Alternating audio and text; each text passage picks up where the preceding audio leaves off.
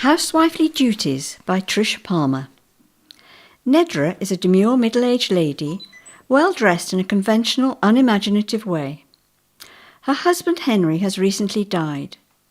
We join her as she is packing her suitcase, carefully folding her dull daytime clothing, but paying particular attention to her very sexy underwear.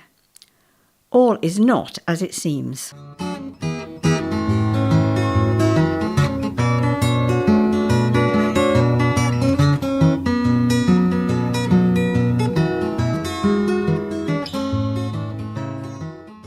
I'm going on a trip, while the nice men from the moving company shift all my belongings to my new home. Their boss is very, very good at moving people. I've been most impressed. Henry and we bought this lovely cliff-top house just after we were married. Henry was so pleased. He loved having his own home. He used to say that the only way he'd ever leave here was in a box. It's funny how things turn out. You should be very careful what you wish for, you know. When we got the house, it was a bit unloved. We soon fixed that. Young, newly married energy, we used our imaginations in every room. Good thing we extended the laundry when we first moved in, or that might have been a bit interesting. It wasn't just the dryer that got tumbled in there. The trouble with getting married, people start expecting things. It's all right before you get married. You can behave in certain ways and people just smile and wink, or they sigh and say things like, "Ah, I remember those days," with this faraway look in their eyes. Henry and we made a good pair. He came from the better side of town, lots of fancy houses with private gardens. No one noticed what we were up to, not like in the street where I grew up.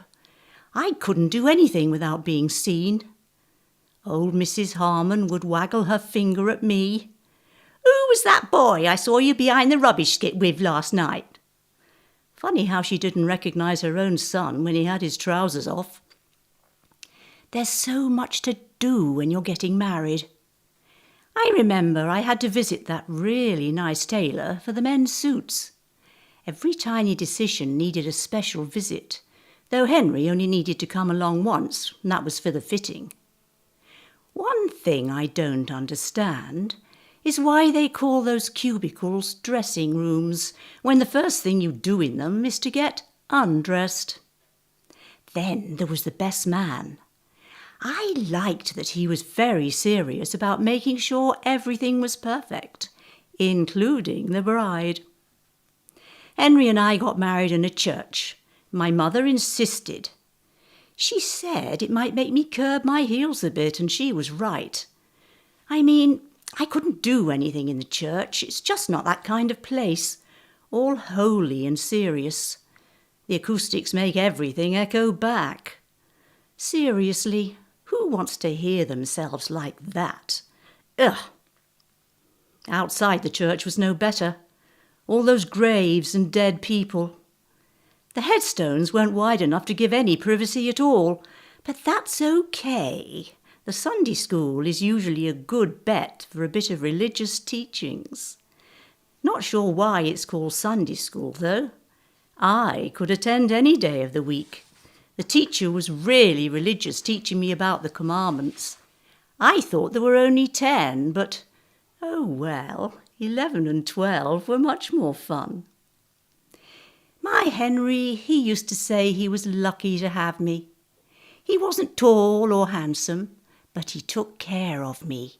Well, most nights, and he had some special talents that no one else could see. We booked a nice place for our honeymoon. The brochure made it look really good. We took the van. 2 nights for a honeymoon, just a quickie really. Anyway, we didn't get there. You know how it is, things happen. We set off okay, but a few miles up the road we pulled off into a lay-by and, well, at least now I know why it's called a lay-by. We didn't have far to drive home afterwards. Our marriage started off perfectly. Henry would go off to work wishing me a good day and telling me to keep busy. It was so nice to have his blessing. I had a bit of a routine, just normal housewifely duties. You know, chores. Well, someone has to. Mondays was either mechanic day or visit the hairdresser. And what that hairdresser could do with a hairdryer just blew my mind. Of course I believe in the sanctity of marriage, for better or worse. One husband at a time and all that. That's why the car mechanic and I could only get down to nuts and, well, you know, every second Monday. He's married and said he wasn't free, but it turned out all right because his wife started attending gym classes every second Monday. She received a free membership anonymously in the mail. Such good value. It's lovely when husbands and wives have the same kind of interests. She was getting exercise at the gym while he was being a contortionist for me. Isn't that sweet? He was quite the craftsman, proud of his work. His floor routine definitely improved with practice. Tuesdays was what I like to call my meat and potatoes day. First stop the butcher. His rump was always top class. Then on to the greengrocer, and what he couldn't do with vegetables. His nickname was Lucky, and he always was. Some said he was a bit bananas, but I thought Lucky was a real peach. On the way home, I'd get a lottery ticket. They say you should buy a ticket when you've had a lucky day. Wednesday was doctor day. Henry wanted children and asked our doctor if he could help. So every Wednesday morning off I'd trot, and that nice doctor, he tried, he really did. He assured me he was happy to help, especially since Henry had personally asked him. Of course, I was a wee bit naughty. I didn't tell him everything, like, well, that I was on the pill. But he never actually asked me, so that was all right. Thursday was tradesman day. I'd ask Henry who needed to come, and he'd choose. I'd wait with bated breath. It was so exciting, like a lucky dip, you know. Would it be the chimney sweep? He liked dark places. Or the window cleaner, so good at polishing. Or maybe the gardener.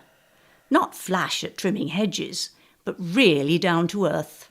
Everything came up smelling of roses. My favourite, though, was the electrician. And now I know why they're called Sparkies. Friday was house cleaning day, ready for the weekend. The cleaner was really fussy at making sure every room, every nook and cranny was ready. Nothing was safe from his advances. My Henry, he was such a dear. His weekends were ours, and we'd use them for R&R. You know, rest and recreation. It's good to rest between recreation. Sadly, it couldn't last forever. Henry was just starting to get a bit set in his ways.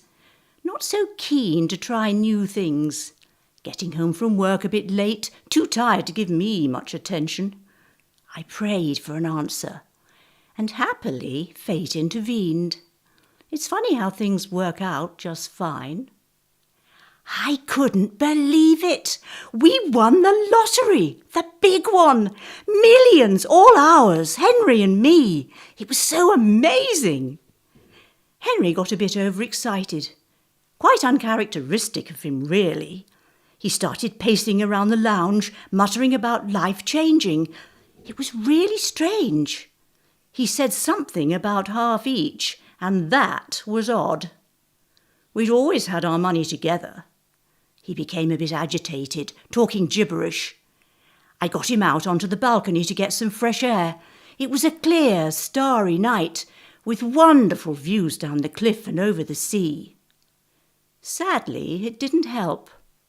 The idea of all that money just sent my dear Henry wild, ranting. I tried to give him a hug, but he pushed me away. It was then that I knew he had really gone crazy. He never ever pushed me away before. I don't really remember what happened next. All I know is that I tried to hold him steady against the balcony rail. That was hard, but it turns out I'm much stronger than I look. Anyway, he tipped back suddenly, over the rail, and my feet somehow got under his legs, lifting them up. He overbalanced. I had to duck to avoid his clutching hands. He toppled over the rail and down, down, down the cliff. I couldn't look. My dear Henry, broken and splattered on the rocks below. They took him away in a box, just like he'd wanted. They called it a terrible accident. That nice policeman who I'd helped once before, he was a very thorough investigator. He said lottery wins can make people do some really crazy things, even murder. He spent ages going over everything, just like before. I was very good and promised him that he could come back any time. The victim support man was really good too. He knew just what to do to support a lady like me.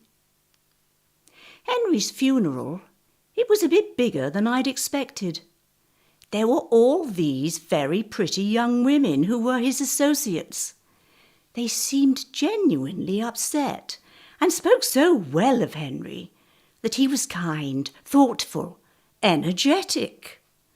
Funny word to use about work, energetic, but I'll think well of him for it.